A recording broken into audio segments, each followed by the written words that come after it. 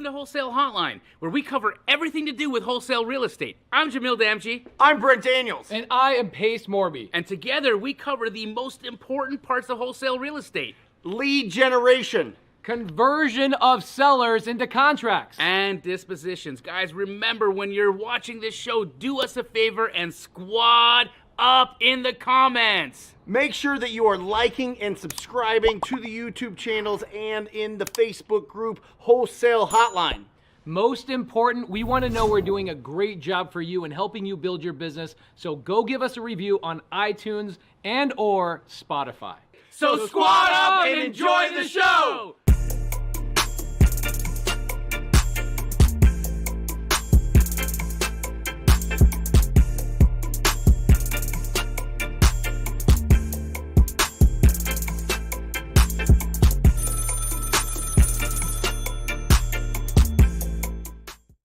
Welcome to Wholesale Hotline number 164, where we are going to be going over the do's and the don'ts of creative finance. Pace? I'm super excited. Scott Horne is with us. If you guys know Scott Horne, sound off in the comments. We are going to be taking Q&A also out of the comments today, right? Little Q&A action. Absolutely. Okay, so who do we got with us today? Jamildamji. What's up, bro? Bro, you look so freaking good. Really? Does anybody think he looks good? Live studio audience.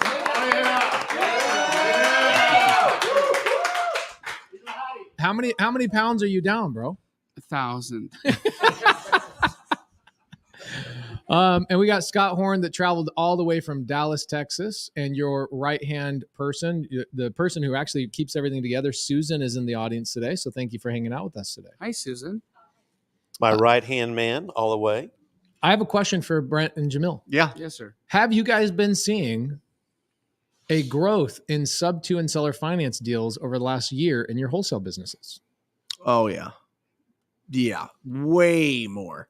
I mean, not only that, but I think that the buyers are getting educated on looking to wholesalers for finding these deals, right? And before it was just basically fix and flip, right? We're looking for ugly houses. Let's go. Let's put some money in and flip these. And then a lot of those flippers, June 15th, got caught trying to, kind of forecast where the market was going to go. It stopped. It halted, and then they, had to get rid of that inventory. And that's where I think, bubbling to the surface came these creative finance buyers that were looking to add to their portfolio. And I think just you on a global tour talking about sub-2 and making it, common language, yeah. I think has seeped into the consciousness of the buyers in our area. I've got to ask a quick question though, because I just heard fix and flip. Mm-hmm. And so we are and have always been a cash buyer as well. And when the market's turned, of course, yeah. life changes. Mm-hmm. And what got me and really got my attention was, a year ago, you could buy your houses for 80 cents on the dollar, mm-hmm. finance them. Mm-hmm. And today, to be apples to apples, at least with the same financing terms, mm-hmm. you're at 70. Oh, yeah. Just to break even. Mm-hmm. And you're going, holy cow, how is that going to affect the marketplace? Which means when that happens, what do you turn to? Creative finance. Creative finance and sub-2. Which is why we got Scott Horne on the show today, guys. Can we get a round of applause for Scott Horne today? And if you're in the audience, if you're on the YouTube audience, by the way, guys, please tell everybody who you are and where you're at in the audience. Give some love. I want to see you guys clapping in the comments. Is that possible? Yeah, I think they you do can that do a little emoji. They do the emoji. They do the emoji. So for me, right? Mm-hmm. Because obviously I've got my finger on the pulse of what investor buyers are looking for across the nation. How many markets? 144 markets. Wow. 144 markets. Yes. So in 144 markets, what I can tell you is that for fix and flip, obviously creative deals aren't as popular. But when it comes to buy and hold investors, people that are looking to buy to create generational wealth, people that are looking for cash flow, people that are looking to increase the holdings of their inventory, creative has 1,000% taken over. And it's not only just like creeped in. It's not a backdoor strategy anymore. No. It is kicking down the door saying, if you're not providing or offering some creative type of opportunities for us, then we're going to find our buy and hold deals elsewhere. Yep. And so not only has it become an extremely necessary aspect of a wholesaler's business model, it has become an asset class. And it was what Pace and I were talking about the other day, was that the 2 and 3% mortgage has become an asset class. Yeah. It's become an asset class all in its So own. instead of just single family, It's the golden multifamily, ticket. it is the golden ticket. It is.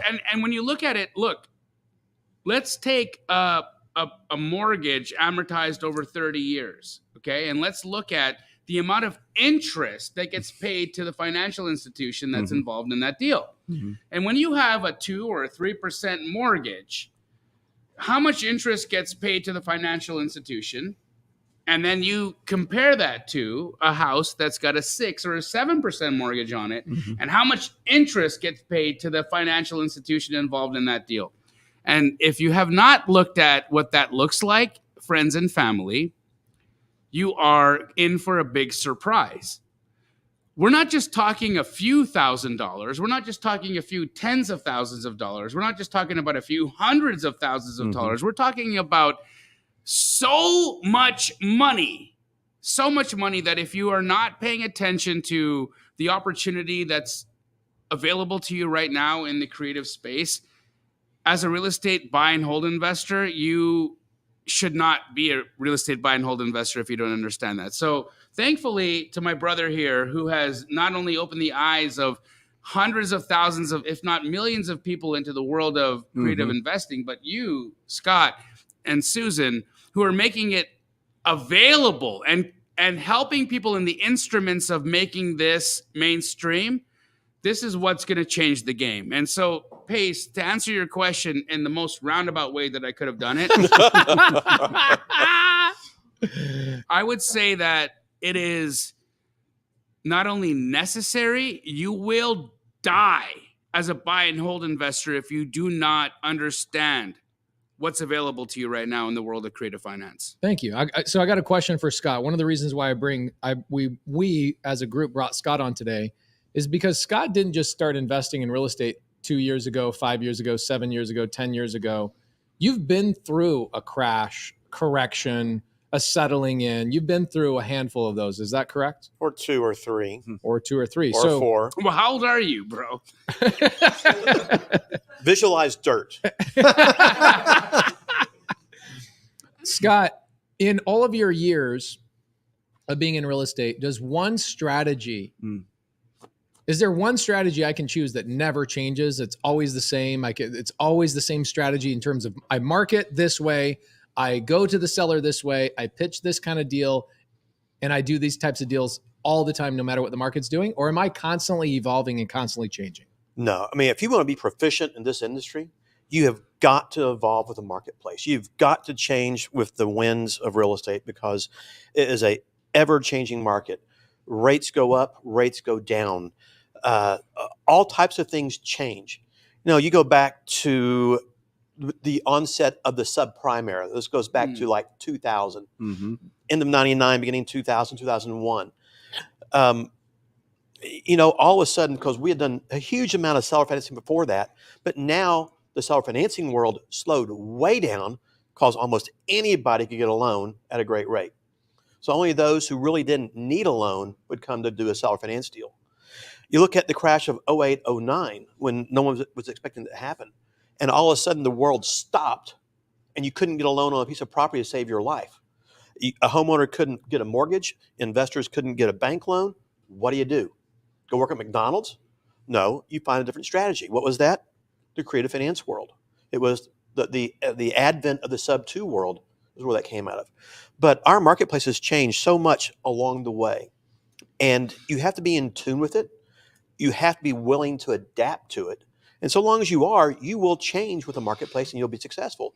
It's those who are not willing to adapt, don't.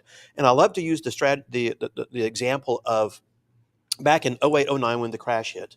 I always say it's August of '08, which was when Washington Mutual crashed, and it was announced at 10:30 at night, and I about died that night because I didn't sleep at all. Poof, there goes that thought process.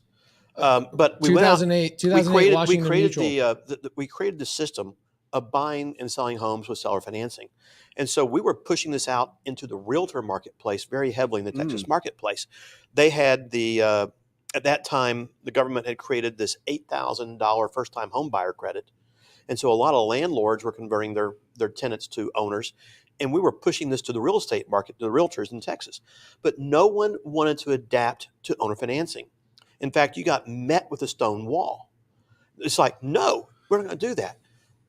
It's illegal. You can't do this. You can't, name the excuse you would get from every realtor and broker. And in Texas, for instance, we had 200,000 plus realtors at that time. By the time it was over, it was just under 100,000 from what I understand. Wow, 50% of the because they were marketplace. unwilling to change the times. And think about it for a minute. How many people could the realtors have helped? Stop the maybe you might lose your home, but you didn't go through a foreclosure if they were just willing to adapt to a changing marketplace. Right. But they weren't. And we're seeing big contractions right now in the real estate market. You're seeing title and escrow getting let go, tons of title and escrow all over the country. Yep. Loan officers, processors, underwriters, real estate agents are going back and trying to find jobs because they don't have listings. Meanwhile, the creative finance world, we're dominating in foreclosure, probate, expired listings have spiked. Just in Maricopa County where we're at, we have 600 expired listings in the last 2 weeks. Okay, so when you look at that, agents are quitting the business, yet real estate investors that understand creative finance are doubling their deals. And then what are we doing on the exit? Is we're doing what loan officers should be doing, which is taking the people who are being rejected on financing and saying, how can I get you into a home that a real estate investor like Scott Horne or pacemorby will sell to you on a wrap, right? It's what's crazy and interesting is that the opportunities are always there. You just have to choose to pull a different tool out of your golf bag. That's it. And being a real estate investor without creative finance is like trying to play golf without a driver, a 7-iron, a pitching wedge, and a putter. Yeah, and just don't shank it, okay? You'll shank it. You'll shank it all over the place. So now creative finance is becoming a lot more popular, obviously, because people like you, pacemorby. Well, people like you, people like me are going out and trying to normalize the conversation and teach people, hey, not only is this legal, but this will actually help out sellers, buyers, etc. Everybody can make more money and do it all above board. But the topic of the day today is the creative finance do's and don'ts. Now, you guys close a lot of files. How many files do you think you've closed in all your years of being a closing attorney? We know it's in excess of 10,000. Over 10,000 times you have had somebody open escrow and you've closed that transaction. May I ask, Scott, how were you involved in those 10,000 deals? Were they as a principal? Were you involved in the escrow process? What's the a few of them we were the principal as we were creating the strategies. And this goes back, when I say the creative finance world, it's not just buying a home subject to, and it's not just necessarily a wraparound. Yes. But back in Texas, we used to be able to do contract for deeds.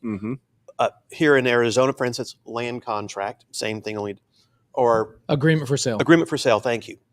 The reason I asked that question, Scott, is because I want people to understand the depth of the knowledge that you bring to the table. Because oftentimes what ends up happening, right, is that there's people that are involved in a deal that are the principal of a deal that say, hey, look, I'm a buyer of a creative deal, or I am the creator of a creative deal, or I am involved in the escrow process of a creative deal. And you've been involved in all of those aspects of it, right? From you create creative deals, you're involved in the escrow process of creative deals, you're involved in a number of different ways.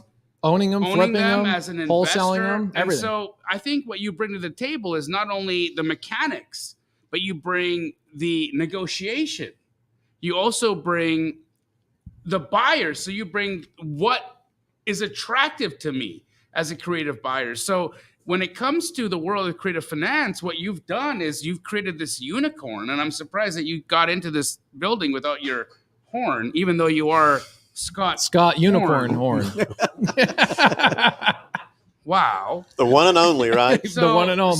So like, what I really want to understand is how do you participate in all of those ways, and what do you find to be the most lucrative in those verticals that you are involved in?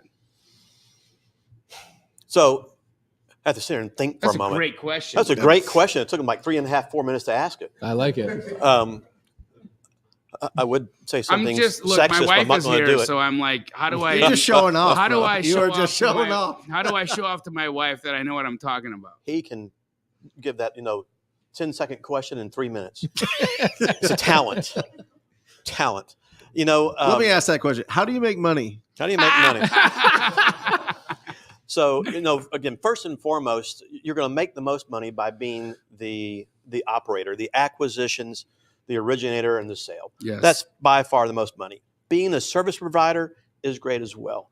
And over the years, we've had the opportunity so Texas is a different marketplace than, say, Arizona, for instance, and other places. And we have evolved so much differently than other states have, because prior to 2001, we could do lease options, we could do contract for deeds, we could do the wraps. But if you could do a contract for deed versus a wrap, all day long we're going to do that to a back-end home buyer. Now, yeah, we'd want to control the front end through an acquisition, but you always find what's best for you along the way. Now, acquiring and holding the asset and holding that asset long-term is the legitimate wealth generation principle that I know you guys talk about, we talk about all the time. That's what is out there.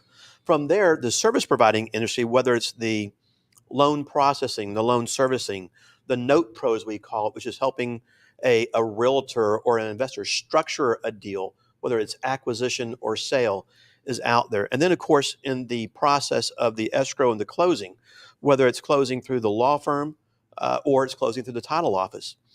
And when you do that, you get a chance to see all sides of the equation. And that's what really gives you the knowledge base and the expertise that I see so many don't have. Because literally, we walk the walk, we talk the talk, we beat the streets every day looking for houses. We're talking to the sellers like you guys do every day and overcoming the objections. We're talking to the buyers who sometimes have objections out there. They don't necessarily like the fact that there might be an existing lien. Ergo, the introduction of the loan servicer into our equation today. But it's the true 360 of the industry we've had a chance to go through and work within that has given us a knowledge base. And you have a unique business model, which is really smart, because like you've mentioned before, you're vertically integrated, which means when somebody brings an escrow file to you and they say, open escrow on this, I want you to do the transaction for me. A lot of times you guys have the opportunity to buy those deals as well if they haven't yet found a buyer. Is that correct? We do. Which is pretty cool. It's an opportunity. Right. And out of all the thousands of ways to generate leads, that's one we've never talked about. You want to generate leads? That's the best one. Be a closing attorney. Gosh. It's amazing. Well, you get a chance to not only sometimes buy those houses. Yeah. That's not necessarily our primary goal. Sometimes the investor needs help. I have a young man who is trying to buy a house in Arkansas, in Dallas, runs across all these roadblocks of probate issues and possibly having to file suit to partition the property because some of the heirs may not want to sell the property. Well, instead of just taking the deal ourselves and running with it, we're partnering with them on the transaction. Cool. And it may not be a true 50-50 deal based upon the workload and the dollars involved, but you give them opportunities to learn the industry and learn the business. And even on the creative side, you get a chance to do the same thing too. Whether it's working with wholesalers, we just did a deal with some wholesalers out of Maryland and one guy out of... Do you like the way he says wholesalers? Wholesalers. Wholesalers. Is that the right way? Is that the Texas drawl? Exactly how you say it. It's exactly how you say it. But, to help them understand the process better, and then even partnering with guys out of Houston on the deal in Dallas. So you get an opportunity to get a flavor, to work with other people, which gives you a chance to help educate them a little bit further and hopefully make them better at what they do. Okay, so speaking of making people better, we got 670 people on here watching right now live. They want to know, what are you drinking? Water? Coffee of some type. Coffee, okay. But the cream wasn't that great. Out of all these files that people open at your law firm, what would you say are a couple of the don'ts right out of the gate? Incorrect paperwork, no disclosures, the seller wasn't actually explained things properly. What are some things that you see so commonly over 20,000 transactions that you're like, man, How if I could long fix do this, we have? if And you where could are my fix girls? one thing, would be a kind of a cool thing. Yeah. Yeah. I'm not sure I can tell you one thing. First and foremost, so again, in the Texas marketplace, it's understanding what our do's and don'ts are. Yeah. And what the Texas property code is, because so many investors, don't take this wrong, they listen to the guru. You don't need to be, wherever that might be. And of course, if you did 5 deals, you're now a guru automatically, and you're going to teach the. Actually, I waited till I did my second deal, and then I became a guru. Okay, good boy. But they don't know what they don't know. Right. Is the biggest problem, and they don't want to listen. They want to turn a quick buck and make it happen. Right. I get that. We all have to have money. We all have to eat, right? But they don't understand the basics of what you have to have. They think that because they talk to so-and-so out there on an internet course, that they now understand everything they need to know, and they're ready to close that deal and buy it and sell it. There's a lot of biggest problem being that they're not learning from the right person. That's true. And who's that right person? Oh, I don't know. Yeah, he's wearing a baseball hat. Or a lot of times people will not pay attention to things that they should pay attention to. I think that that's very indicative of our A-type personalities, right? Ready to go out there like gunslingers, going and get deals under contract, but you're not willing to take the time to spend. But I also want to just point out the fact that how long have you been in the business?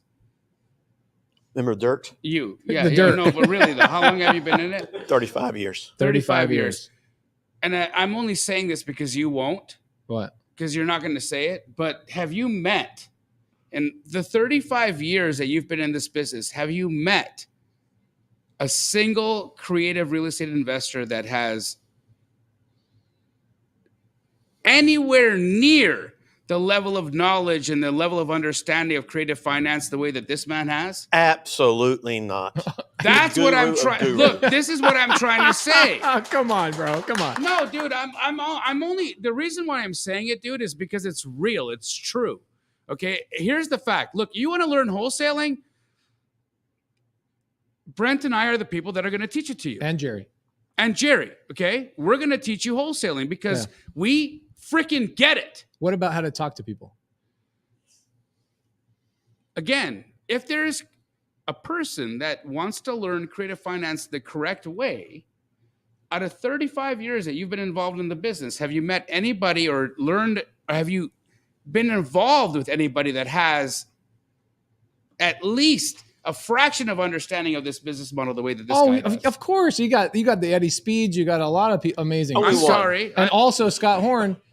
I tell Scott Horne all the time, he's my hero. I look up to him. We call him and ask him questions all the time. He always says that you're a hero of his, but I'll tell you what, I have been afraid of creative finance until it got normalized, until the conversation became something that wasn't scary anymore.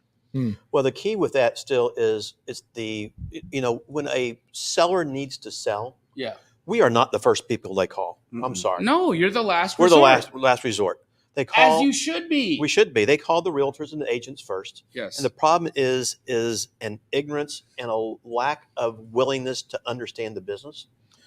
Are you saying from the seller side or from the agent side? The agent side. Okay. Because you go to real estate school, this is not taught. No. Neither is comping, by the way. No. I was on a podcast this morning, and it was like a real estate agent podcast, and I was like, "Are you guys sure you want me on this podcast?" I go, "We really want you on the podcast." I go, "Okay, great." 1,300 people show up to this thing, and all I did was hammer them on the fact that none of them learned anything in real estate school, and the learning stops within 6 months of them being in the business. It's just memorization. It's memorization. That's all it is. I mean, you're not learning communication skills, sales skills, comping. You're not learning Team different building. creative. No. You're not learning how to be an entrepreneur. You're not. Real estate licensing. But the challenge, school. like what Scott is saying, is that you've got agents that are not learning these types of strategies, which I think if they did, they'd double, triple, or quadruple their income. Well, one, it's not taught in the schools. Right. The brokers don't teach it. And in fact, they suggest against it for a myriad of reasons out there. You find out that Liability, though, right? That's all. That's their thought process. Or maybe not non-understanding. But, I always tell real estate agents that if you have a willing seller, you have a willing buyer, you have full and complete disclosure, you're going to have, and it's closed properly where everybody's protected, you're going to have a good transaction, regardless of scenario. And you don't need to be scared of that. but they are because they're told you cannot do it. In the mortgage world, of course, I had to go back and take my mortgage license test again. And in doing that, they talk about creative finance for maybe 15 minutes over a 90-hour course. Holy moly. That's it. It is not a topic that is even taught or brought up, as far as I know, nationally. And so until those two things change, there's always going to be a little bit of a hurdle, because you want to educate the agent that this is okay. And this is how you can really help, your sellers and your buyers out there in the marketplace. What's interesting, Scott, so Spencer Caldwell was just in here right before we started. And Spencer Caldwell, what kind of business does he run? An auction house, right? A bidding service. Essentially. Okay, so he runs a bidding service. that's what he had, and then they ran out of auctions, and then so he started wholesaling other wholesalers deals. He says there's 3 houses a day, every day, and you guys have foreclosures every second or third Tuesday. I forget. Every first Tuesday. Isn't that weird? Yeah. Our foreclosures happen every day. Yeah. You guys are every first Tuesday. You said first Tuesday of the month. First Tuesday. So in Phoenix, Arizona, Maricopa County, we have 3 foreclosures happening that go through the full process of foreclosure every day. So that averages 60, 70 houses a day that go through foreclosure. And that's the lowest it's ever been. I look at that and I'm like, do you know how many people could help those people that are going through foreclosure? Agents probably listed those properties at some point. Sellers were not educated. A creative finance investor like you or myself would have gobbled up those houses in a heartbeat if somebody would have educated the seller or been able to talk to them. At least it creates an option for them for consideration. Right. And I actually heard years ago there was a lawsuit in California where the agent did not present a seller finance option. Oh, really? I can't verify that. Of course, you hear it through the grapevine for various people, but I can see that though. Yeah. Because were they? The seller was upset. Like, why didn't you bring this as an option? Did they find that the real estate agent should have had that solution available? I don't know that answer, but what I do know is what a precedent I that go would have back been. to the advent of all this. But this is probably 2010 or 11. I was trying to buy a house in my part of town in Dallas, and the house had been on the market for a very long time. And I went to the agent, had it listed, and guys, this is 3 weeks before foreclosure. It's fixing to go to foreclosure. And it's like, I can buy the house, I can pay, do all this stuff, but because there's such a large arrearage, it's like, Mr. Agent, could I pay you a 1.5% commission, get this deal done? We help the seller out of the situation and do it. Agent said, no, I cannot do it. I won't do it. I've got too much time invested in this. So what happened? Doing the foreclosure, they made $0 at that point in time. And the seller should have sued the agent right there and then for not working with them or even disclosing this to them about this. And as an investor, I don't want to go around the realtor. No, I don't either. I don't want to do that. And maybe there's a time and place you have to do that. I get it. In this instance, I just walked away from it and went on. But you see those things all the time out there. Right. And if these agents could get more educated and have a reasonable understanding, and what the brokers really want is the brokers want the agents to be what they're supposed to do. Market the property for sale, marry a seller and buyer together in some format, but then bring the right people in. So one of the things I found in the Texas marketplace as we were marketing this, we had to find it and create a tool to get brokers on our side a little bit. So we created what I call was the 4x4 rule. So just like your new truck is a 4x4. I was just going to say, is it a truck? Yep. And you just run them over? Like, what is this? Well, What's the I tool? think every 1.5 cars in Texas is a pickup truck, I think. And, so we created it and said, look, you need to incorporate the knowledgeable attorney in the transaction. You need to incorporate a note pro, if needed, to help you structure that deal. You need to incorporate the residential mortgage loan originator and the loan servicer. So those are the 4 people to incorporate. And then the other side of the equation was the compliance side. It was the property code, RESPA, the Real Estate Settlement Procedures Act. It is the SAFE Act, which you need to have a modicum of understanding of that, and the Dodd-Frank Act. And by bringing those things into the equation, it helped get past 98% of the issues that a broker had, and it broke the walls down a little bit. But even to this day, you run into roadblocks. I'm sure you do the same thing here too. All the time, yeah. It's all ignorance. It's ignorance and it's a lack of understanding. And you'll get a lot of brokers that will say, I've been in this business for 21 years and I've never seen anybody do that. I'm like, really? That is literally, I will not even, at this point, I'm not even going after cash. And yet you're telling me that they don't happen. It's my entire business model. It's just ignorance. And then also, if they don't know how to do it, this is what we run into on the direct to agent side. It's illegal. It's illegal. Or Yeah. the biggest issue is that the agent doesn't know how to present it to their seller. And instead of just saying, you know what, I, the licensed professional, I do not know how to actually bring up subject to my seller. So I'm going to tell you, I'm going to pitch it to them, but I'm really not. Well, 45, I'm telling you, because I went to real estate school, like 45 of the 90 hours is them telling you how you can get sued. Really?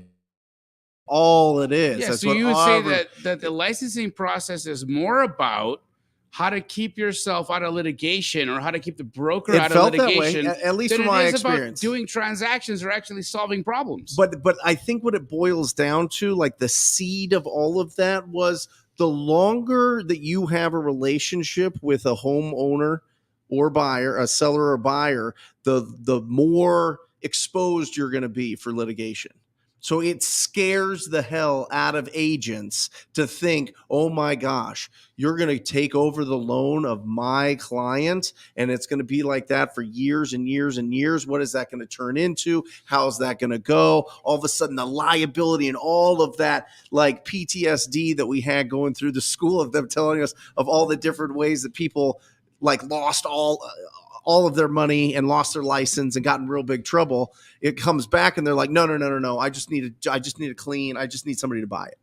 That's, I think, what you're coming against from an agent perspective. And you're also talking to agents. What is it? Something like 60% of agents don't own their primary residence. Right. And over 87% of agents don't own a single rental property. Sure.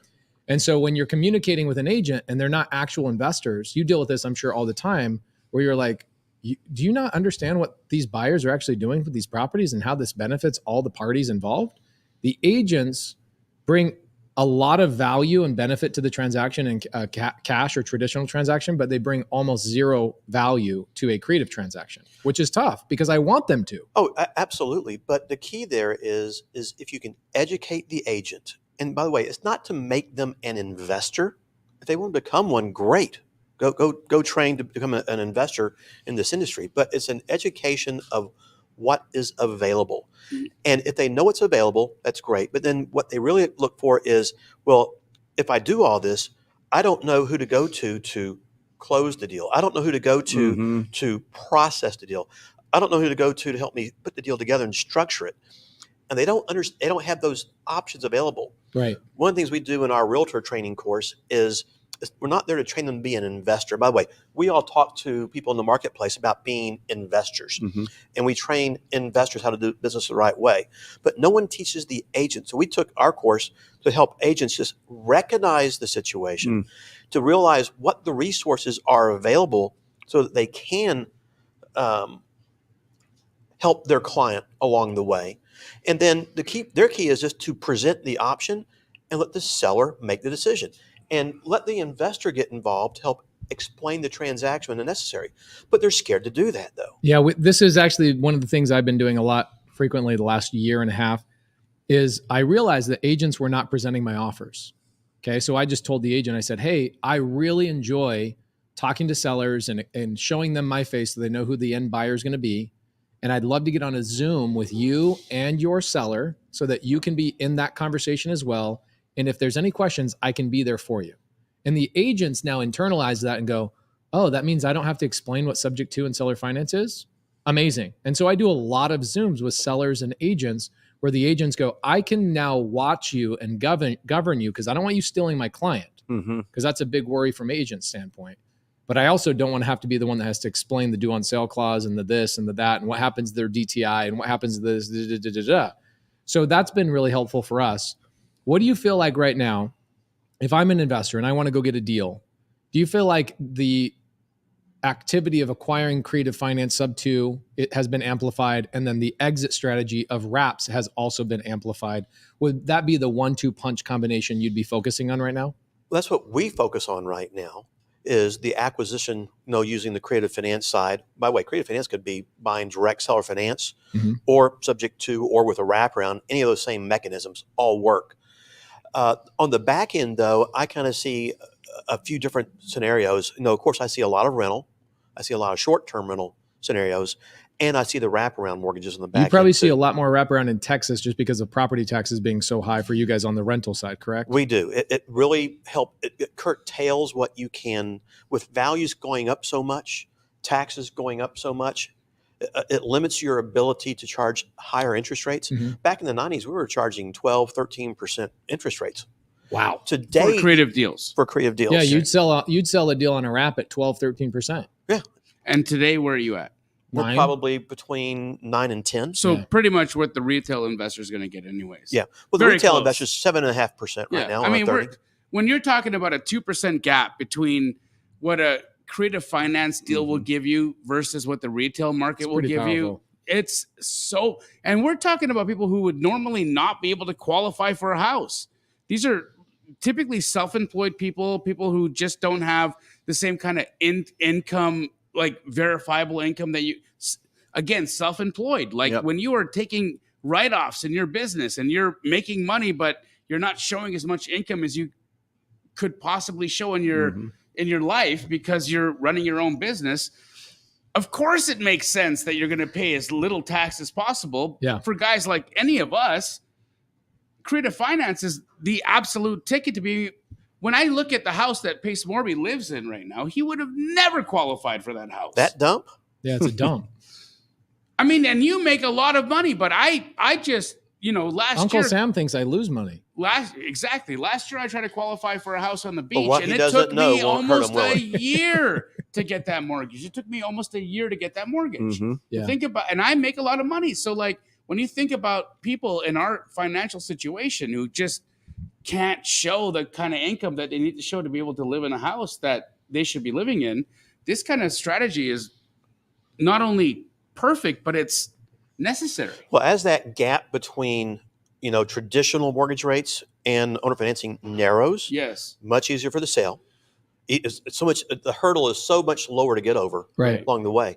And we're not here to tell them what we bought the house at. So in other words, if we bought the home subject to at, say, a 2.5 or 3.5% interest rate, and we're selling it at 9.5%, they don't need to know what I bought it for or what my terms are. They just need to know what their terms are. And what's interesting too, Scott, is like it's kind of like when people go in and buy a car. Most buyers on wraps are not overly concerned about their interest rate too much or even the purchase price. They're concerned primarily around two things that I see. Mm-hmm. And you see way more than I do on these.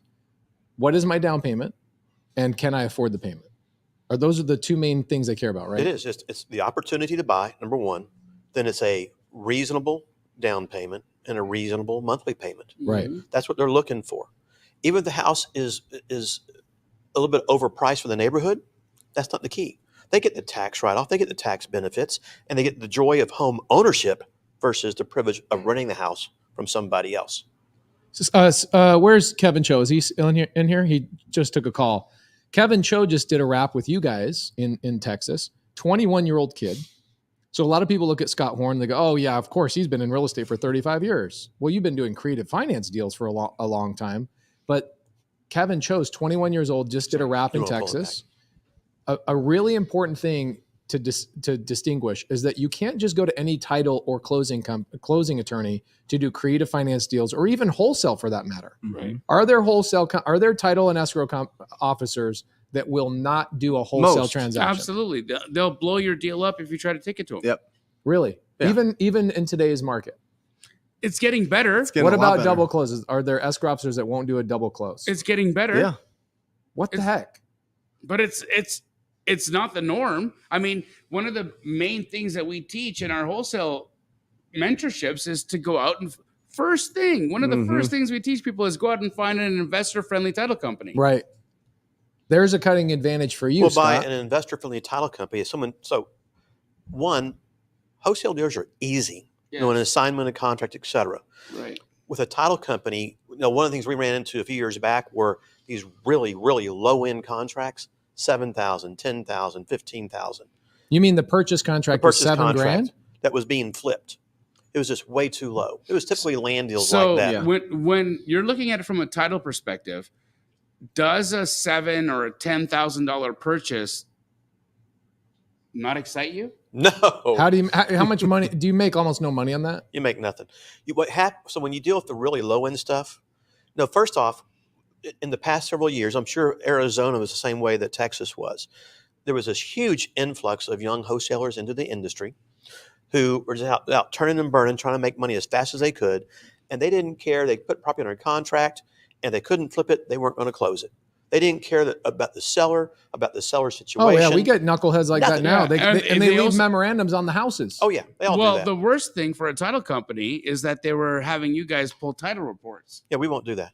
And a $600 to $700 fee for them to pull a title report on a deal that cancels. Yeah. So we real quick made a decision that unless you'd sign off on a document saying I will close this if I can't wholesale it, or we won't open title until you have the assignment of contract. Right. Well, they didn't like that too much. We said that's fine, go somewhere else.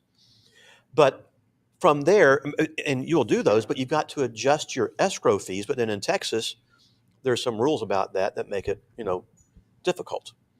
So wholesale dealers aren't a problem, and assignment of contracts are easy in almost all cases.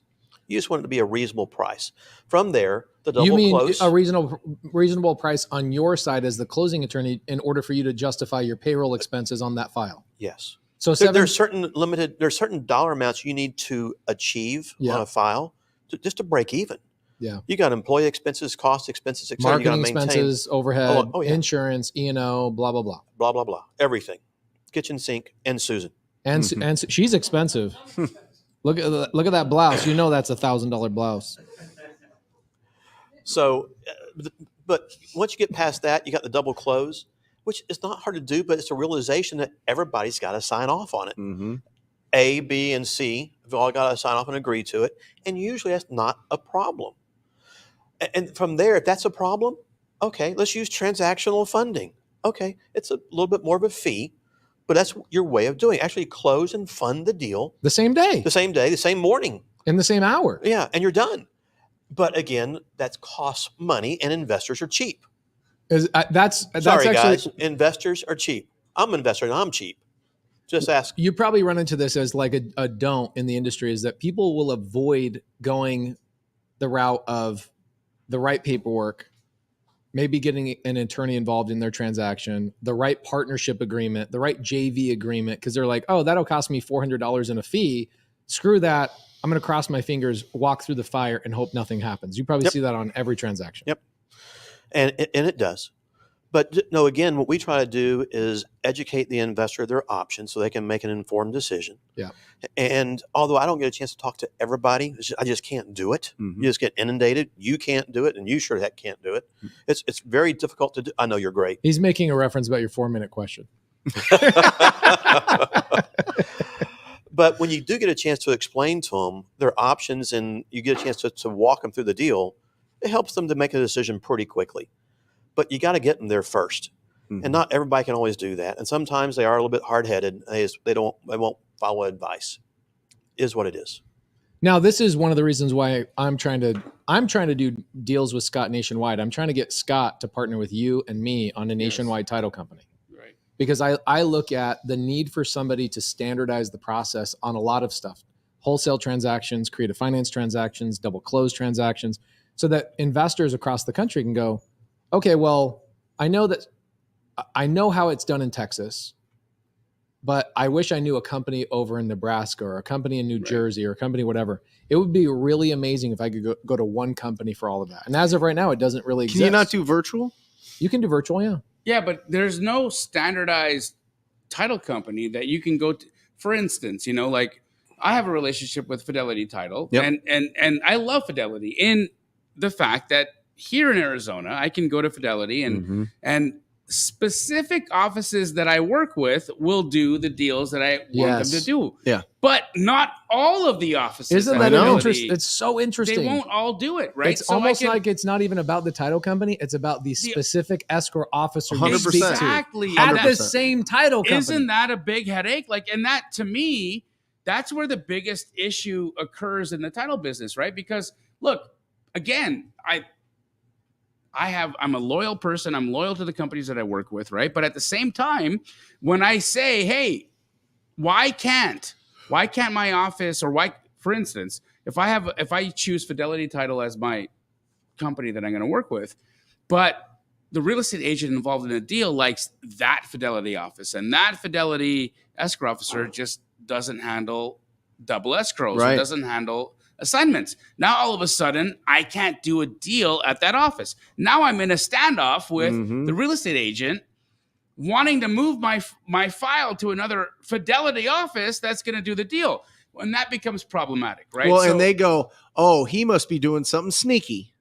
Well, they wonder, right? They're like, well, why does he want it to be at this office and not my office? Because I know my officer is very by the book. So is there something going on in this other and I office? trust them. And we know, look, again, when you talk about like a company like Fidelity Title, they're the largest title company in the world, right? There's nobody like them. Again, I only say that because what Pace's point is 100% the issue. Why can't it be standardized? Why can't we have one title company that says that my offices everywhere will do wraps, double escrows, assignments, lease options, agreement for sale, all of it? Why does it have to be as long as it's legal in that state? Yeah, so why does it have to be, according to what the escrow officer will be comfortable doing? The answer is not the escrow officer. It's either A, the corporate office. They don't want to do it as per. But the corporate office has no problem because they're saying we do them, but that lady won't do it. Well, that's the corporate office. Then if it's not a corporate office, is it a fee attorney who just doesn't understand the business and doesn't want to take the risk or the liability? Yeah. Is out there. Or maybe they're busy enough on cash transactions or whatever, like refis. 90% is going to be traditional. They're busy enough that they're like, why should we give? Not anymore. They think that there is additional liability involved, things of that nature. Yeah. They don't again, it's the same thing the realtors have.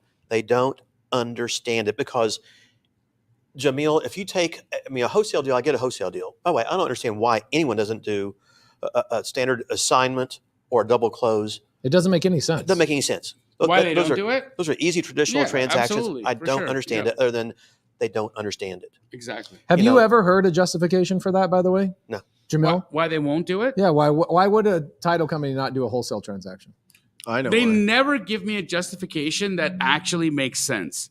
It's always, we just don't allow it. It's our policy. They don't give you anything that actually makes sense. It's like, it's our policy. We, as a company, we don't do it. It's our policy. It's our policy. Texas has an old rule that it was a $50,000 price markup issue. But that's $50,000 that you would normally see on a fix and flip. You buy for $100, even though you rehabbed it for $50 and we're selling for $200. They don't care. There'd be a time hold on that and some type of verification validation. And I simply, what I see, Jamil, at least in my Texas marketplace, is if they're going to close this deal, so on a wholesale, different ball game. On a creative finance deal, they don't know where to go to get the paperwork drawn up. They don't have the resources. They don't understand, and they're not going to sit there and police the disclosures and those kind of things. Or did the seller, investor selling to the home buyer who's buying it under wrap, did they follow all the proper procedures? They don't understand it. They don't want to go there. They don't know where to get paperwork drafted. And so since they don't understand that, they're not going to do it. Brent, what have you heard on the wholesale side? This happened a couple times. One, way too many deals that didn't get closed. Yep. That's their number one complaint. Okay, so they're somewhat annoyed by the industry. People are opening up escrow. They found somebody on a Facebook group and said that they do wholesale deals. They open up all their deals, and they've never done a deal before. They've never comped a property before. It's not even close to a deal.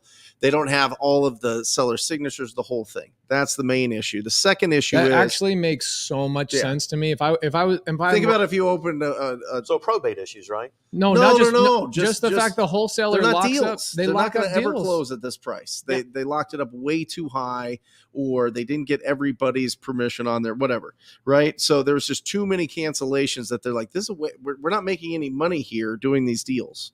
Okay, that was the first issue. The second issue was sellers that were unrepresented would go in there and be like, I don't even know what's happening. Seriously, I don't know what I'm signing. I don't know what's happening here. I signed something a couple weeks ago, and then they just told me to come in here.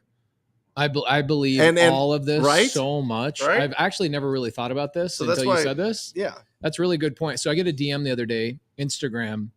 Guy says, I have a deal. By the way, a deal is not necessarily a contract. A deal is something that somebody would be willing to buy, right? Like I don't go to Walmart and they go, hey, I've got this inner tube. It's a deal. It's $1,000 for this inner tube. It's like, that's not a deal. That's not a deal. That's not a deal.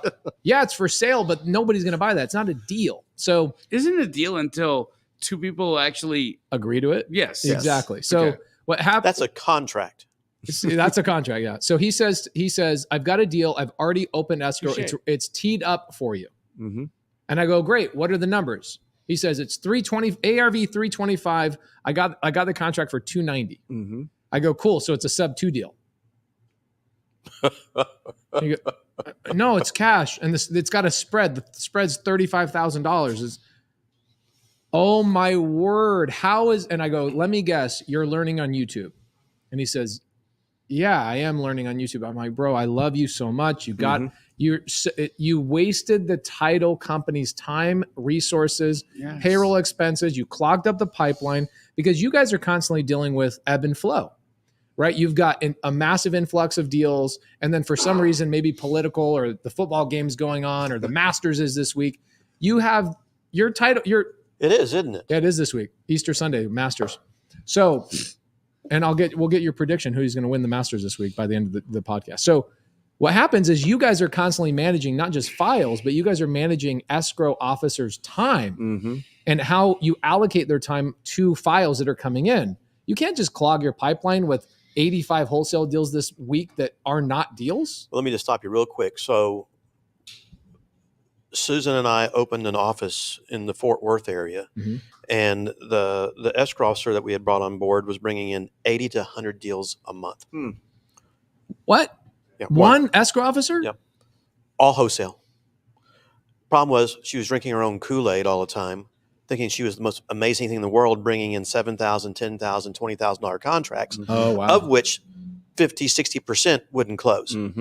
And the issues and the problems, it caused a whole Wow, change this makes a lot of sense. of our internal philosophy and how you handle the business structure, because you had to adjust to all this stuff not happening. Same thing you're saying, clogs up the pipeline, the personnel, but they think every deal is going to close. And it's like, yeah, it doesn't. Very problematic, as you say. And you've got to nip that in the bud very quickly, and you change. And by the way, I have never experienced that in the 30 years of being a title attorney prior to that. Until these, Was she doing mostly land wholesale contracts? everything, and the deals. Again, these wholesalers, they were the type that if they can't find a back end buyer and investor, they're dropping the deal. They're not going to close it. Period. Right. And they they're don't wasting even everyone's time. respond. They don't even tell you they're canceling. And you guys it. are sitting there following up. They're in your email You're trying. inbox. You got a file. You got things. You've uploaded things to Google Drive and all this kind of stuff, and then they just ghost. Yep. No, dealing with the investor, as we call it, the actual buyer with the cash, those are easy deals. Yeah. They close. It's the wholesaler that created the problem out there. I understand why the title companies are having issues. Okay, let's shift. I want to shift it for a couple of minutes. Off topic, completely off topic. Not Masters related, by the way. We'll get to Masters in like 35 minutes. The NAR. Have you guys been tracking this lawsuit that's going on with NAR and the Department of Justice? No. It is the largest lawsuit. It's a class action lawsuit. You need to go do several YouTube videos about this. The Department of Justice has a class action lawsuit with all real estate transactions that happen on all MLSs between 2017 and 2023. Okay. And the Department of Justice is going after the NAR, National Association of Realtors, for $54 billion in commissions. You haven't watched this. No. There are literally videos with 100 million views about this. What they're saying is that the buyer's agent is being paid by the seller to negotiate against the seller and then ultimately the seller is paying them to negotiate against themselves. But the seller is not paying the buyer. The seller is paying The the buyer's listing agent. agent. No, the seller's paying the buyer's agent I thought the listing agent paid a portion of their commission to the buyer's agent at the end of the because day. the seller has the contract with the seller, not with the buyer's agent. This is He's right. the He's actually, the listing agreement is a 6% commission, and the listing agent then Decides. gives Yeah. a portion of that 6% to the buyer's agent. I get it. So Yeah. the I get the philosophy of what you're saying, right. and the inverse of paying the. See, I think where they're wrong is means nothing in this world today, but the seller is paying the listing agent, Yeah, the seller is paying the listing and the agent. listing agent then contributes to the buying agent, Right. Along the way. So the seller, I understand the argument. I don't agree with the argument. That means nothing, though. So here's what's also happening. What they're Looking saying for more money and more tax dollars. is they're forcing agents to list their properties on the MLS. And there's been multiple brokers that have said we're not going to list on the MLS because we don't want to be forced to charge specific not interest, commission rates in order to make this work. Right. And they have over 100,000 recorded calls with agents where an agent would call a listing agent and say, "Hey, I noticed that your listing only has 1% for the buyer's broker. I'm not going to show your property unless you pay 3%." That was taught to us. I know at our Keller brokerage. Williams is They say in their script. You don't show properties that aren't under listed 3%. at under 2.5 at the brokers that I was at. But yeah, Isn't that interesting? I was like, that's not in the best interest of the buyer. I mean, they're going to see it on. I mean, this is like right before Zillow popped up, right? Yeah, That's yeah. And then an issue Zillow popped between- up, and then between the agent and the buyer, yeah. in that regard, Yeah. different than what they're talking about. Oh, though. for sure.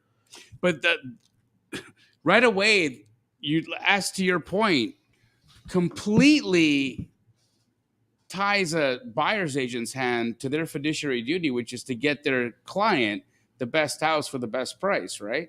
Yeah, and I started out in 04 and 05. I mean, they Yeah. were given. I mean, 1% was generous in some of these. You know what I mean? Yeah. And they're like, "Well, you can only show 2.5." I was like, I'm gonna switch brokerages. Wow. So Which is what ended up happening. I But wonder. yeah. I wonder if that actually is more of an action against Keller Williams, or specifically like brokerages that have that kind of verbiage or that type of action that they're putting their agents Yeah, I don't know. up against. But it's interesting. It's interesting nonetheless that we've got, the Department of Justice involved. We've got the National Association of Realtors involved. We've got all these people fighting over 6%, Mm-hmm. right? All these people fighting over like whose interests are being better taken care of. There's 6% up. There's 6% up for grabs, right?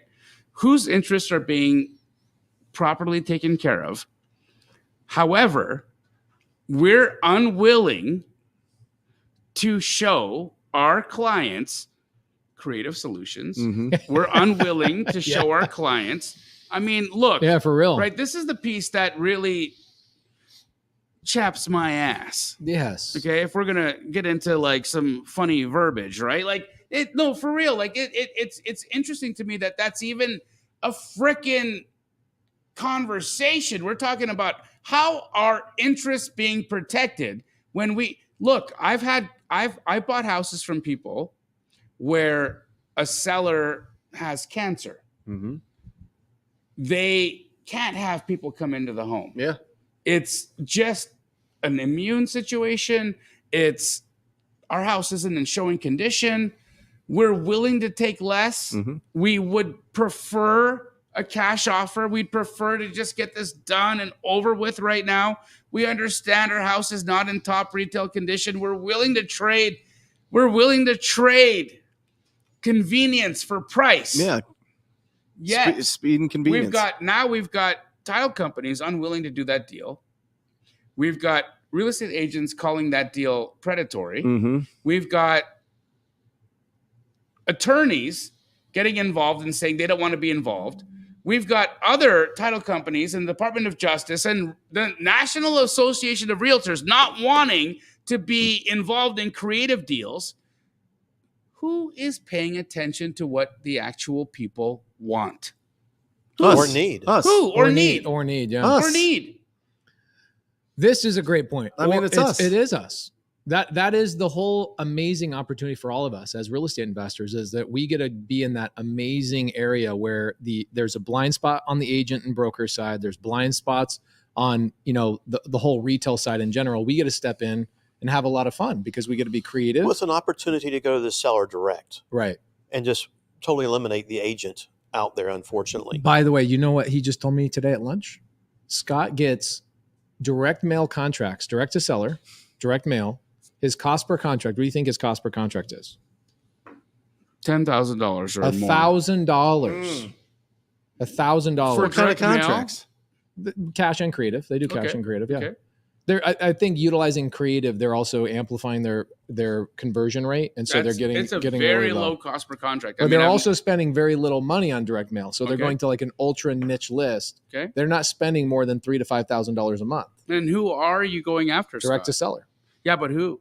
We market usually to either appointment of substitute trustees, probate, Mhm. and then to some target specific neighborhoods that we like to target and go What do after. you like? Why are probates so good for you guys? Is it because they're so problematic and hairy that gives We you guys understand it Mhm. well. meaning what? What do you guys understand that an agent Well, or I another mean- investor doesn't understand?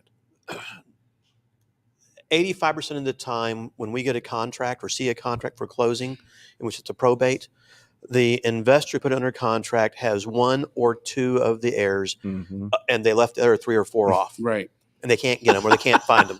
So they don't have all the They necessary. don't have the parties necessary involved. parties Yeah. involved Right. and they're not going to be So available in out this there. situation, as the closing attorney, somebody's bringing a file to you. Let's say I'm a wholesaler. That's the lowest cost per contract on a direct mail. well, he's deal been doing it for a long time. I've ever heard. But So I mean, you- and I'm not denying that you do that, but it's incredible. It is incredible. know? So here's Talk to her. yeah, it's Susan.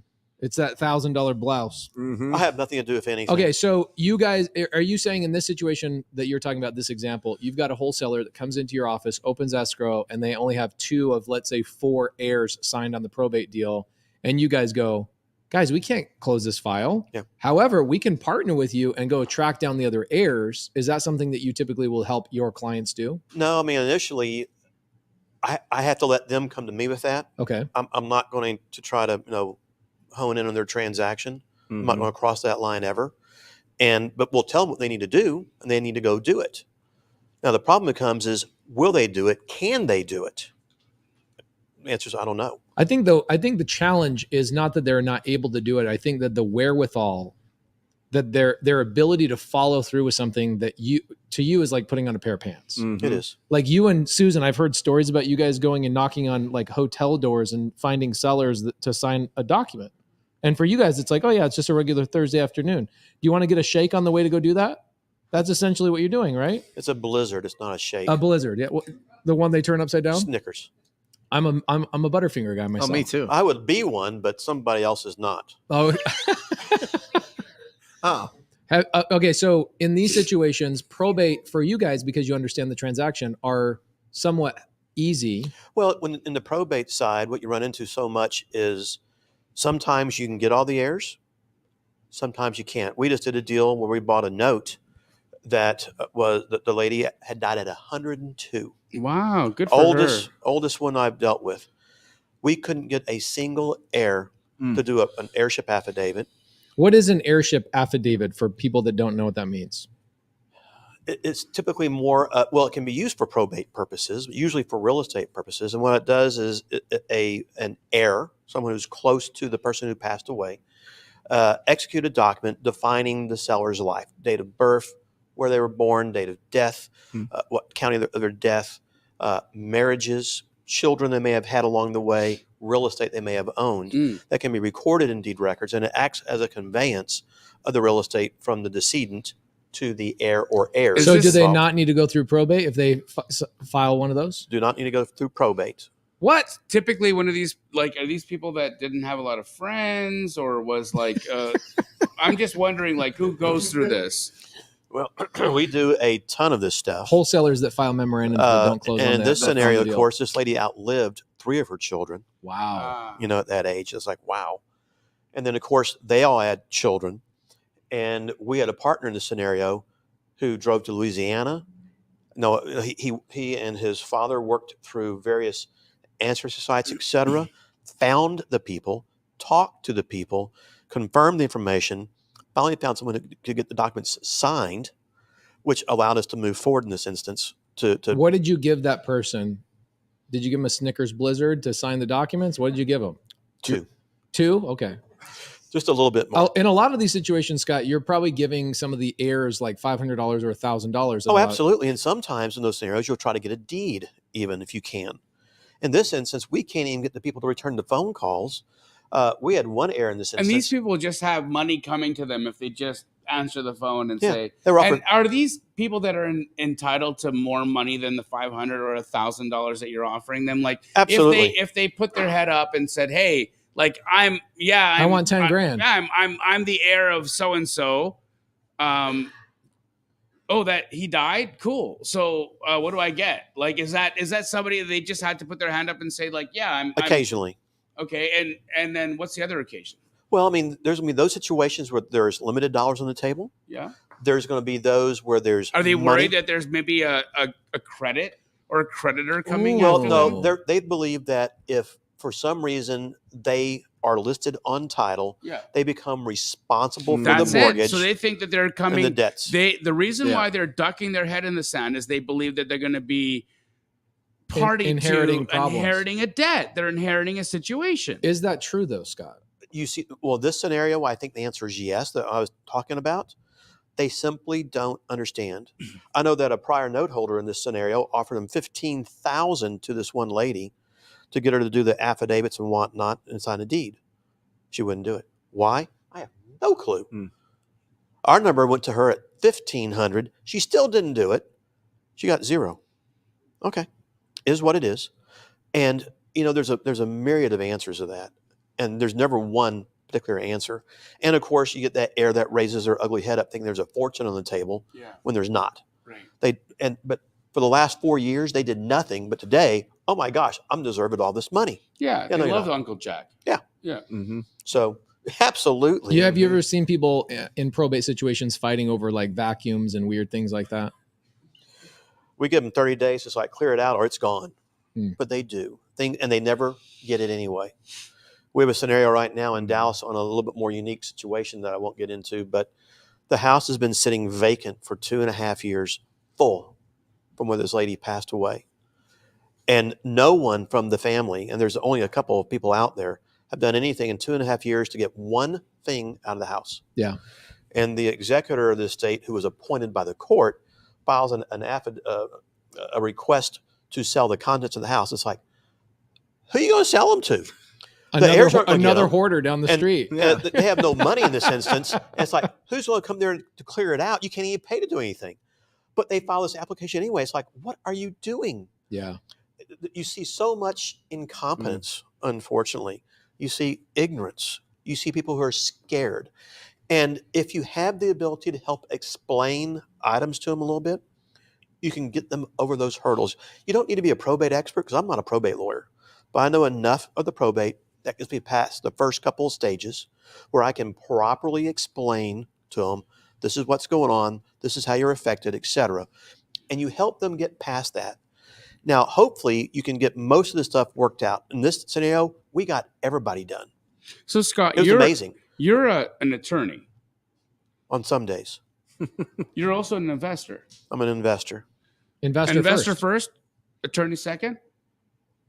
If I really had to tell the truth, I'm an investor first, a lender second, attorney and title third. Understood. Are there any issues in what, because I think anybody would want to answer that question. Like, look, as an attorney, he understands his liability, he understands his exposure, he understands all of the things that could come back and bite him in the butt. Yet he still claims himself as an investor first, a lender second, an attorney and title person third. So this tells you the order of operations of what concern him.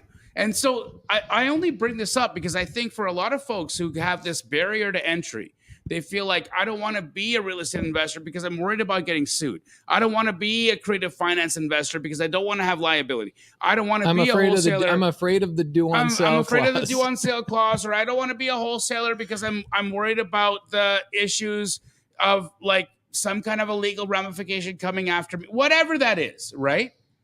It's interesting to me, the order of operations that you where you call yourself and why, right? And so explain that to us right now in terms of why it is that you have this order in your mind. You asked this in the very beginning. Yeah. And it's money, money, and money. But the most money comes from being an investor. So you are incentivized, based off what you get as an investor. You understand that the liability doesn't truly exist that you need to be worried about in the type of deals that you do. So then that puts you into understanding and protecting yourself from a legal standpoint after the fact. But knowing all of that, you now take advantage of and earn money from the other aspects of the business. But in all aspects, you're an investor first, and you protect your butt and her beautiful blouse off of the fact that you are an attorney and you understand how these deals work and how you can protect yourself through it all without having any issues. The answer is yes, but you have to understand also, when you go back to the beginning, you don't know this stuff.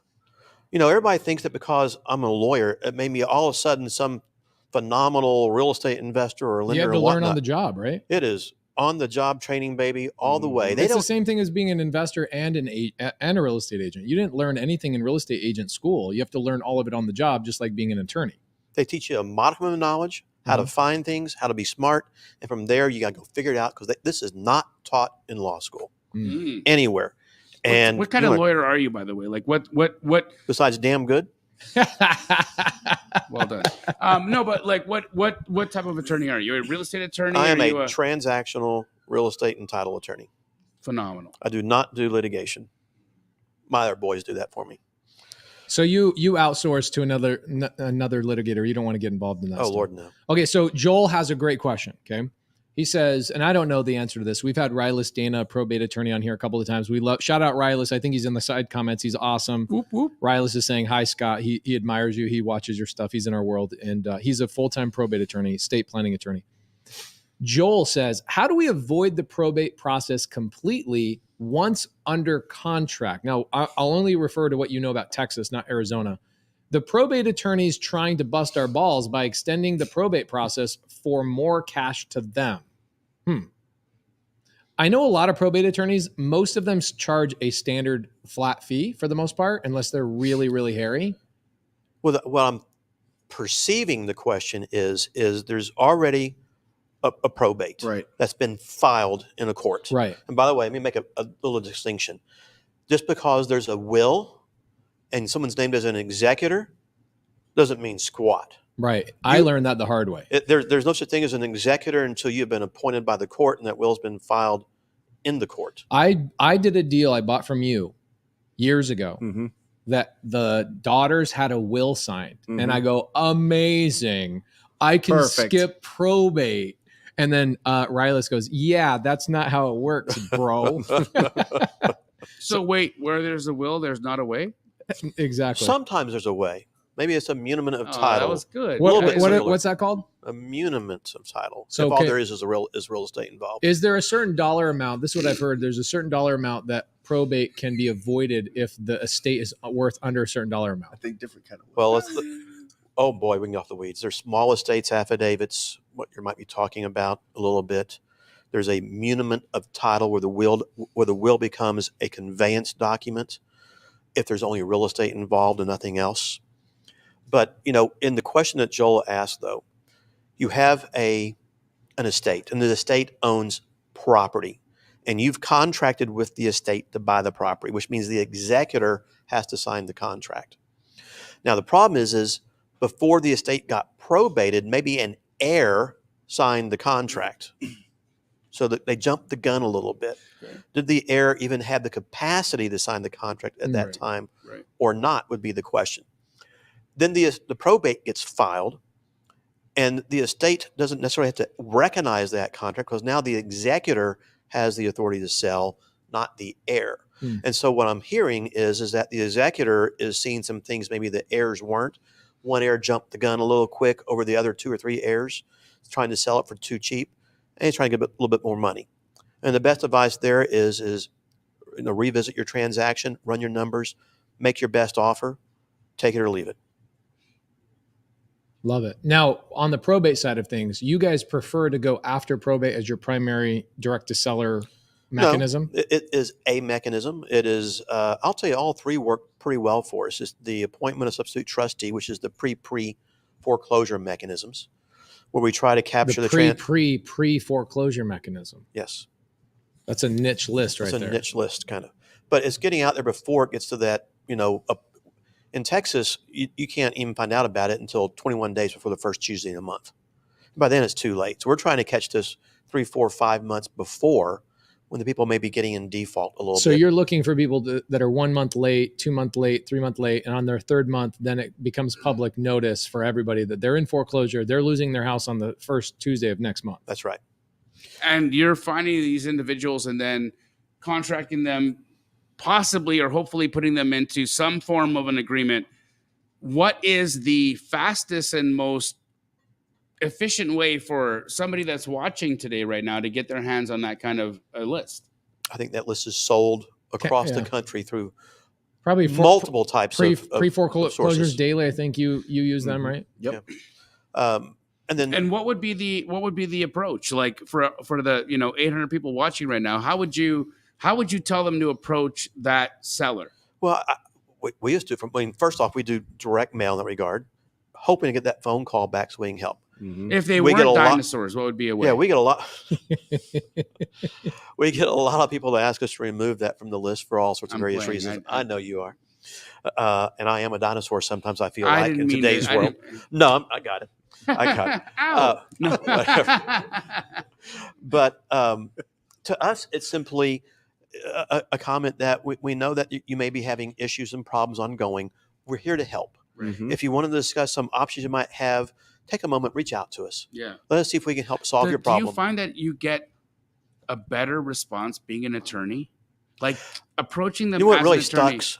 Let me tell you what really sucks. Yeah. I have this huge amount of knowledge and expertise in the industry, okay?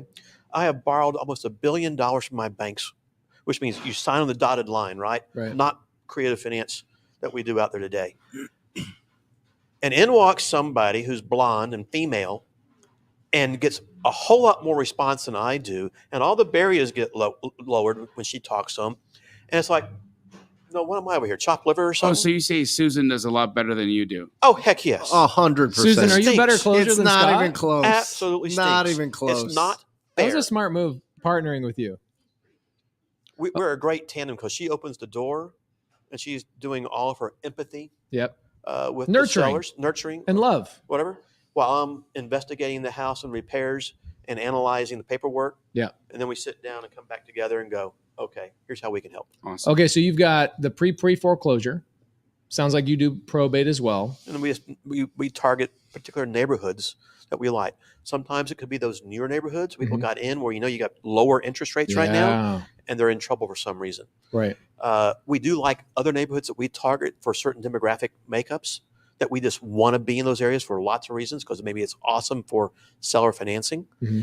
And that's what has worked for us historically. So like on the what you mean? I'm going to tell y'all, don't laugh at me here, but I can take y'all back in the day when we didn't have all the we didn't have texting, okay? Or DocuSign. We didn't have DocuSign. Or cars. We had horse and buggy, baby. Dirt. Legs. Remember that. But there used to be Valpak things that would go out. The coupons. We were on the back of orange juice Yeah. containers in the grocery You're stores. joking me. And then one day I found my sign on the back of a bus I didn't even know about. And then I get a call from a banker and goes, Scott, why are you advertising on the bathroom wall? I'm going, what? I mean, I had Yeah, no idea because this the was going on. Valpak would basically put you guys everywhere. I no, remember there was a sign It that was says neighborhoods. Scott Horne sucks. Call this number. I'm just kidding. No, it was a bathroom. You said right? It No. was for a good time. Oh, for a good time call. That's great. No. Listen, honestly, brother, what is really interesting to me is how, first and foremost, how much value you've been providing the marketplace for as long as you have been, but just how long these types of deals have been going on for, and truly that it's like pacemorby didn't invent subject to, he perfected it, right? He perfected marketing. There Did you go, a there you go. phenomenal Yeah, He job at it. perfected marketing it, Yeah. right? And you've been doing this a long time. And what I really want to talk about is the opportunity that's been come into our world and working with Scott. Oh, huge. Because you've brought to the table an opportunity for real estate investors across the country to normalize the conversation with their sellers about doing creative deals. Well, you try. You try to help them understand how to talk to a seller. You try to teach them how to have empathy as opposed to degrading the seller or Right. their property per se, which so many investors do. Terrible. And you're going to get a whole lot more with sugar in that instance. So what do you have going on? Like Oh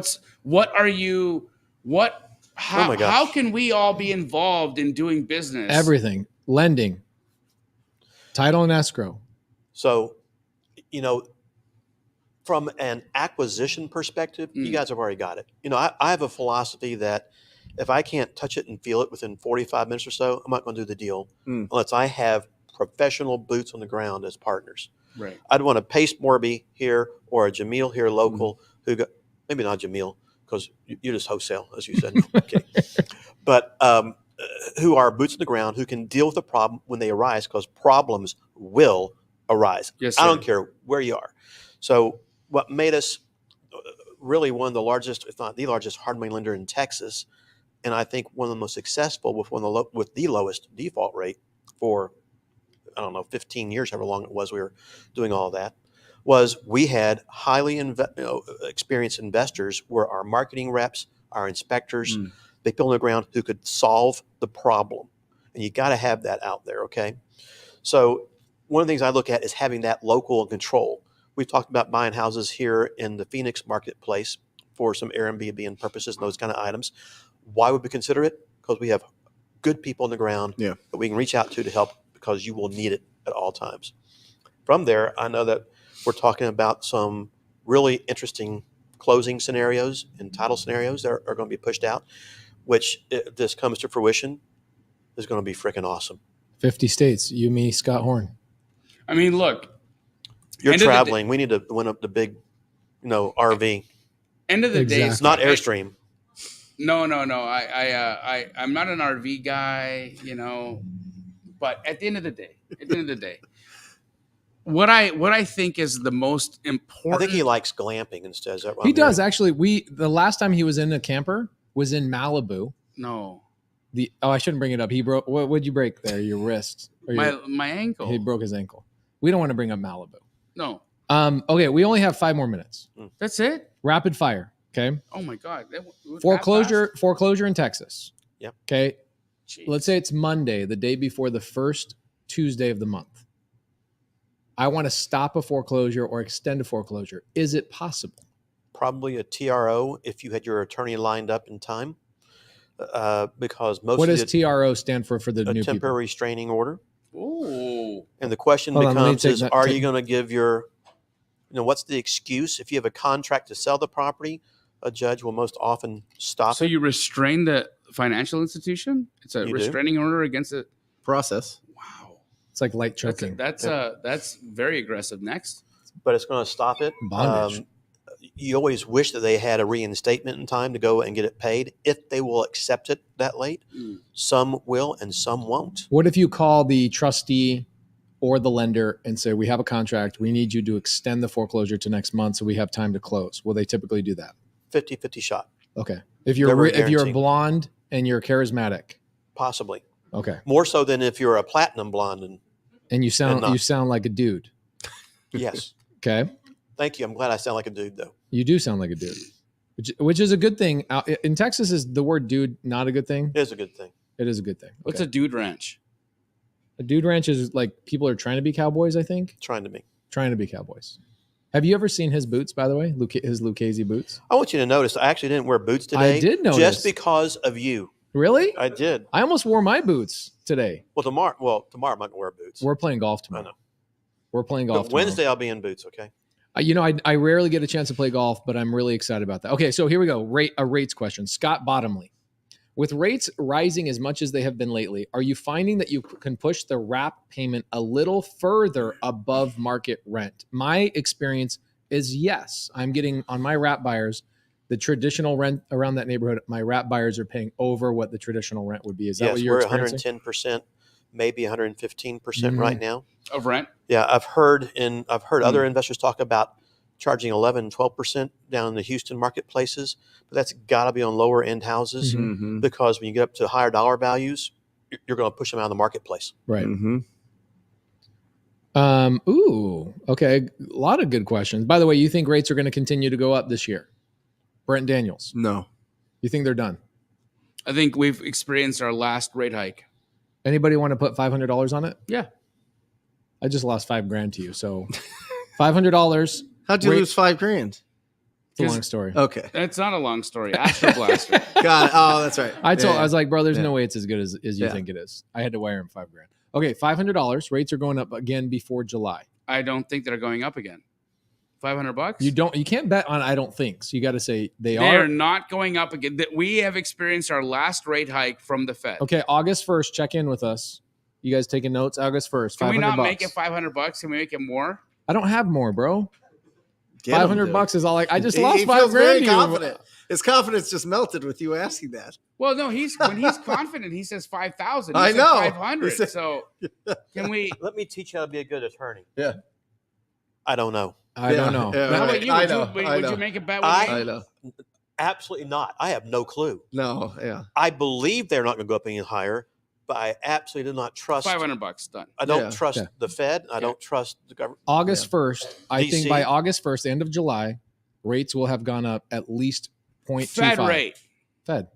Fed rate. Do you think they're going to do another rate hike? Yeah, $500, yeah. guys. You Not saw even, it here not even a live question. on Wholesale Hotline. Live right now. No Fed rate hike next meeting. There you go. No, not next meeting. By August 1st. Next meeting. I don't know when the next meeting is. They change the quarter. meetings all the time. Okay. Now, Hold on, we haven't figured out the bet yet. that's Okay, the bet. anyways. That is the bet. $500 by August 1st. Rate hike happening or not happening? Okay, good. Is it happening? It's not happening. Okay. Sub 2 community. We've got Scott Horne hanging out with us tomorrow. He doesn't know about it yet, but you might want to put it on the calendar. Did I give this to you on the calendar? After golf, we're doing 2 hours with Sub 2 community, talking about legalities and all the fun things. Okay. Thank you guys so much for showing up for Wholesale Hotline. Scott Horne, did you have a good time? Y'all are fun. Not only that, you're easy to talk to. Yeah. And you know our industry and our business. It makes life easy. You know, I have a lot of contracts out there with memorandums on them that I have no intention of closing, so I don't know how much I know. Yeah, that's your Susan, strategy. let's find those so we can follow suit. The one thing that I'm actually disappointed in, you didn't wear a vest today. Did you see him wear a have vest one. last time? I could have. Yes, a leather vest. Oh, If it wasn't 80-something degrees here, I would have today. I mean, I said to the ladies on our way over here, I'm like, you're gonna meet one of the most well-dressed men today that I know. He will show up in a leather vest. People think that T-shirt is actually a tattoo because he's never taken it off. That's it. This is the only thing I have. Last question for Scott. Memorandum on a property. Wholesalers abandoned. What do you do in Texas? Put him in jail. So first off, a memorandum does not create a lien on property. Yeah. It's a notice of interest, essentially, right? It's just a notice that there is a contract. What we don't know is did the contract close? Not obviously it didn't. Is close. it a legit contract? Is it legit? Was it finalized? Did they have permission to file a memorandum? Well, you can file a memorandum if you need to. I don't think you need permission to file that per se. But what happens so often, Memos, is that these LLCs that have no assets, some young wholesalers filed it thinking it's the cute thing to do and won't release it because they want to sit there You and called hold it the cute thing to do. Thing to do. So they want to hold you hostage.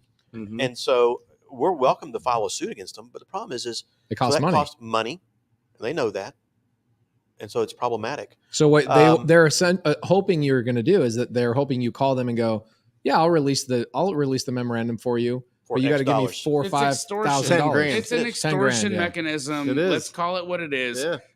You're currently seeing this a lot right now in Phoenix, right? Mm-hmm. All you memorandum guys that are out there in Phoenix, Arizona, watch out. Yeah, I'm not kidding you guys. I'm wondering watch out. if you could ever pierce the veil. Attorney General's and coming go to after them you guys. And y'all are personally, going to go to prison. claiming some type of fraud, possibly. I don't know. I'm going to have to follow up on that question. And we're working on solar panel issues right now in Texas and how to remove those issues from the deed records for closing purposes. And I'm wondering if there is a streamlined mechanism to remove the memorandum.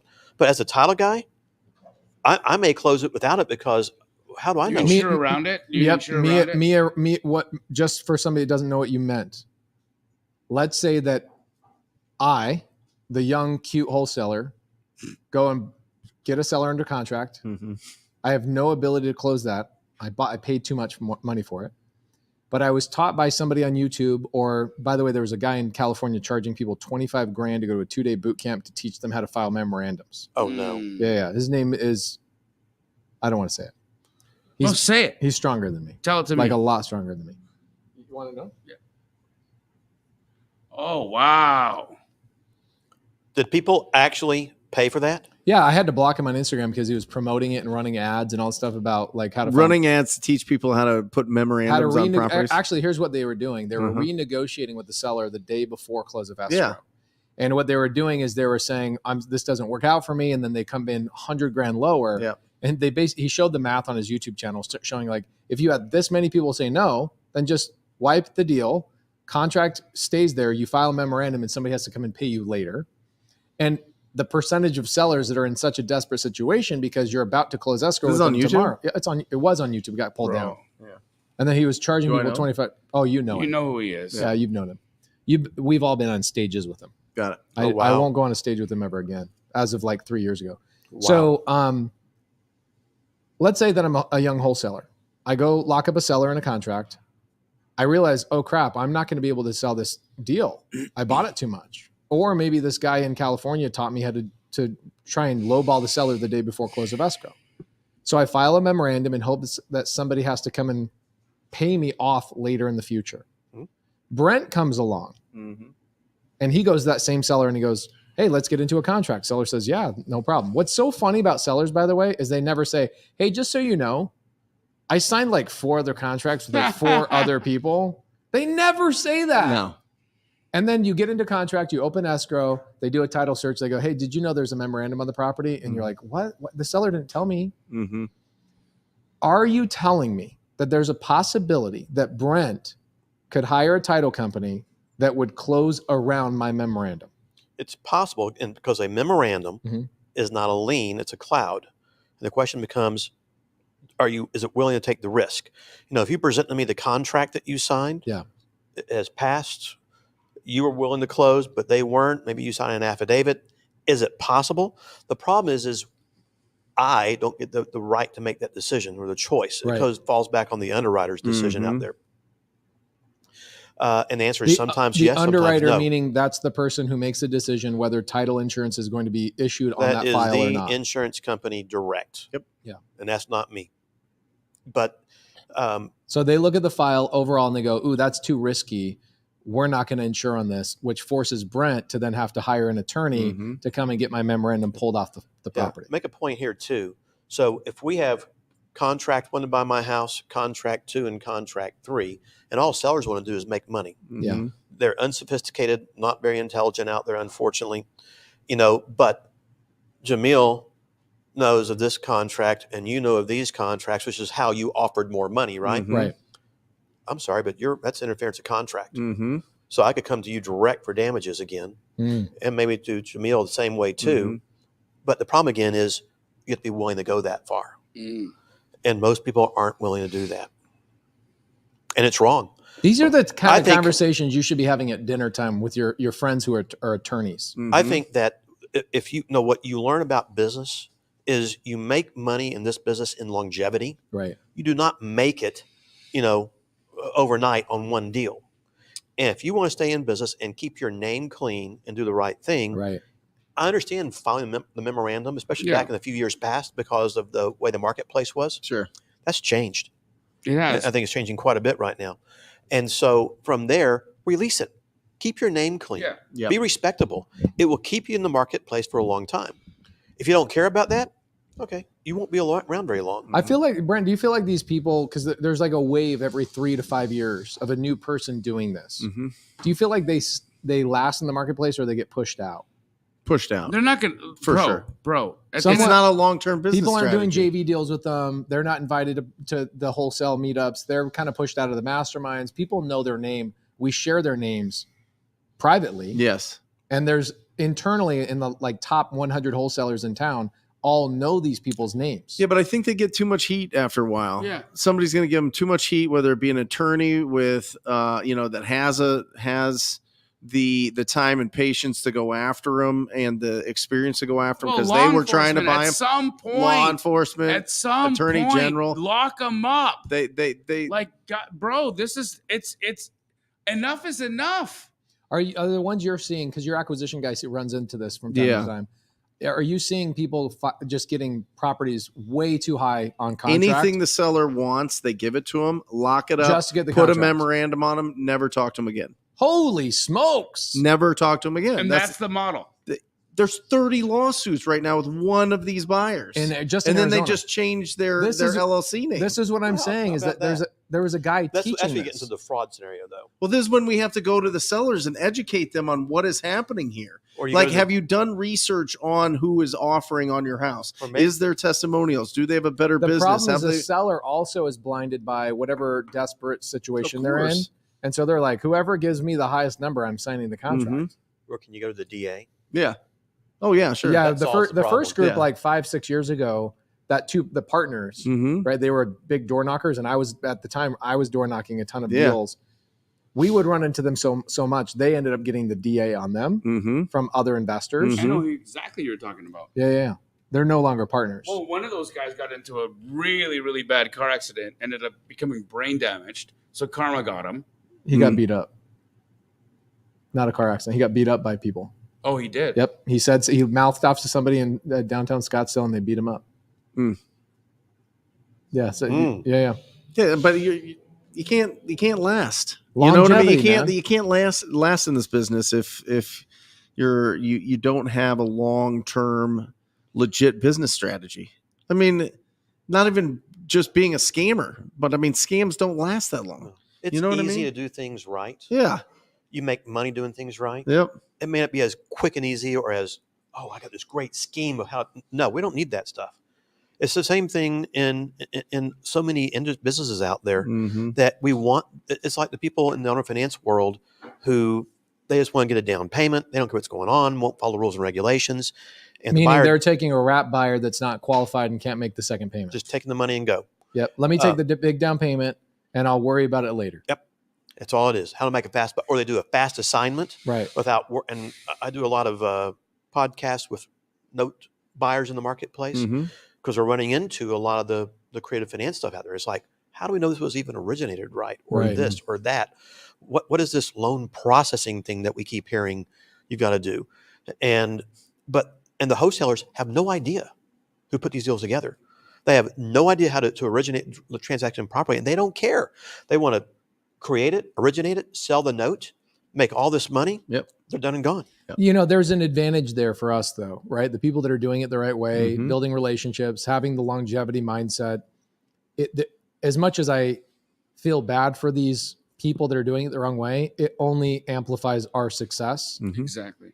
And I wish that they would do it the right way, but they do make it easier for us. Doesn't hurt. Doesn't hurt us. So great wholesale hotline. Great one. Great wholesale Hey, hotline. Scott Horne. Thank you for coming out. Sub 2 community.